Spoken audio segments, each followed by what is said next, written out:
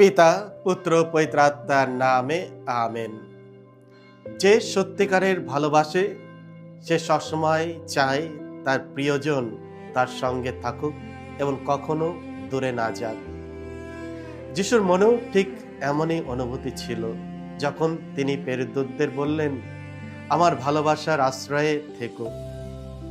যিশু তার ভালোবাসার কথাই প্রকাশ করেছিলেন। তিনি বলেছিলেন, আমি তোমাদের ভালোবাসি।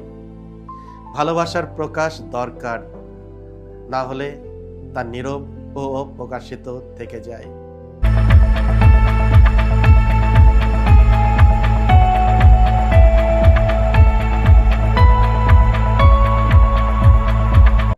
খ্রিস্টে আমার পরম প্রিয়জনেরা, আজ মে মাসের 7 তারিখ, পুনরুত্থানের 5ম সপ্তাহ, বৃহস্পতিবার। আর আজকে ডেলি মান্না ঈশ্বরের বাণী প্রতিদিন নেওয়া হয়েছে সাধু যোহন রচিত মঙ্গল সমাচার থেকে 15 অধ্যায় 9 থেকে 11 পদ। এসব আমরা ভক্তিভাবে আজকের এই বাণীটি শুনি।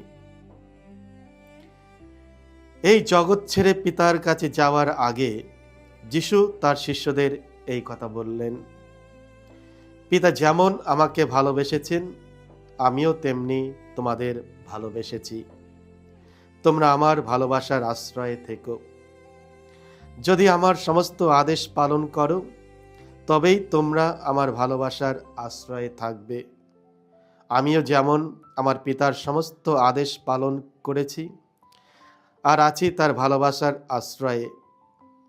আর এইসব কথা তোমাদের বললাম যাতে আমার আনন্দ তোমাদের অন্তরে থাকতে পারে এবং তোমাদের আনন্দ যেন পরিপূর্ণ হতে পারে।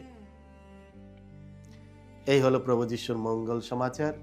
প্রভু যিশু তোমার মহিমা প্রচারিত হোক। আমি তোমাকে ভালোবাসি। খ্রিস্টে আমার পরম প্রিয়জনেরা, আজকের পবিত্র মঙ্গল সমাচারে আমরা দেখি যিশু তার পেরেদূতদের কাছে তার হৃদয়ের গভীরতম অনুভূতিগুলো প্রকাশ করেন। এক অর্থে মনে হয় যেন তিনি তাদের কাছে নিজের ভালোবাসার প্রস্তাব দিচ্ছেন। খ্রিস্টে আমার পরম প্রিয়জনেরা, তিনি সেই বিশেষ কথাগুলো বলেন, পিতা যেমন আমাকে ভালোবেসেছেন আমিও তেমনি তোমাদের ভালোবেসেছি। তোমরা আমার ভালোবাসার আশ্রয়ে থেকো। যোহন 15 অধ্যায় 9 পদ। কাউকে প্রস্তাব দেওয়া মানে হলো তার প্রতি নিজের গভীর ভালোবাসার অনুভূতি প্রকাশ করা। যখন আমরা কাউকে মন প্রাণ ও হৃদয় দিয়ে ভালোবাসি তখনই আমরা বলি সেই মধুর কথাগুলো, আমি তোমাকে ভালোবাসি, যা আমাদের অন্তরের অনুভূতির প্রকাশ। যিশু তার পেরেদূতদের বলতে দ্বিধা করেনি যে তিনি তাদের ভালোবাসেন। ভালোবাসা কখনো একতরফা হয় না, এটি সর্বদা দুই দিক থেকে আসে। যখন কেউ নিজের ভালোবাসা প্রকাশ করে তখন সে অন্যদের কাছ থেকেও ভালোবাসা প্রত্যাশা করে। তাই যিশু বলেন, তোমরা আমার ভালোবাসার আশ্রয়ে থেকো। অর্থাৎ শুধু আমি তোমাকে ভালোবাসি বললেই হবে না, তোমাকেও আমাকে ভালোবাসতে হবে। এইভাবে প্রভু আমাদের প্রত্যেককেই ভালোবাসেন, আর আমাদের কর্তব্য হলো তার সেই ভালোবাসার প্রতিদান দেওয়া। তোমরা আমার ভালোবাসার আশ্রয় থেকো মানে হলো আমার ভালোবাসায় থেকো, আমাকে ছেড়ে দূরে যেও না, আমাদের সম্পর্ক ভেঙে ফেলো না। যে সত্যিকারের ভালোবাসে সে সবসময় চায় তার প্রিয়জন তার সঙ্গেই থাকুক এবং কখনো দূরে না যাক। যিশুর মনেও ঠিক এমন অনুভূতি ছিল যখন তিনি পেরেদূতদের বললেন, আমার ভালোবাসার আশ্রয়ে থেকো। যিশু তার ভালোবাসা কথাই প্রকাশ করেছিলেন। তিনি বলেছিলেন, আমি তোমাদের ভালোবাসি। ভালোবাসার প্রকাশ দরকার, না হলে তা নীরব ও অপ্রকাশিত থেকে যায়। যখন তুমি কাউকে ভালোবাসো তাকে বলো যে তুমি সত্যিই তাকে ভালোবাসো, আর যখন বলবে তখন তা তোমার কাজে প্রমাণ করো। যিশু যা কথাই প্রকাশ করেছিলেন তা কাজে প্রমাণ করেছিলেন।